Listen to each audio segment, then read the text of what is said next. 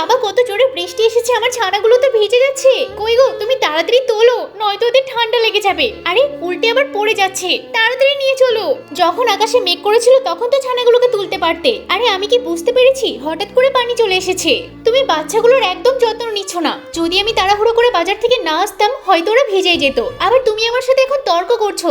এই তোমার না কথাবার্তা আমার একদম ভালো লাগে না। আরে শোনো, তুমি এত রেগে যাচ্ছ কেন? এই অবস্থায় এত রাগ করতে নেই। আমি ভেবেছি আমার ছানাগুলোর জন্য সুন্দর করে একটা ঘর বানাবো। আরে বাহ, তুমি আমাদের ছানার জন্য তো খুব সুন্দর একটা ঘর বানিয়েছো। হ্যাঁ, সে তো বানাবোই। তোমার দ্বারা তো কোনো কিছুই সম্ভব না, সবকিছু তো আমাকেই করতে হয়। তুমি নিজেকে আমার সাথে তুলনা করছো। আরে কি হয়েছেটা কি? তোমার পেটে একটা বাবু আছে বলে এত বাহানা? এই কখনো আমার বাবুকে নিয়ে কথা বলবে না, নিজের কাজ করো। আমাদের ঘরটা থেকে একদম আমি সোজা ট্রেন বানিয়ে ফেলেছি।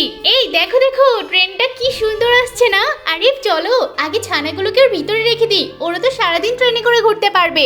এই আমি ছানাগুলোকে এর ভিতরে ঢেলে দিলাম, কি সুন্দর গোলো গোলো লাগছে। আর ওর মাটাকেও দিয়ে দিলাম। দেখো ওরা সারাদিন এখানটায় কত আরামে থাকতে পারবে। আর যখন আমাদের এই গাড়িটা চলবে না, ওরা আরো খুশি হবে।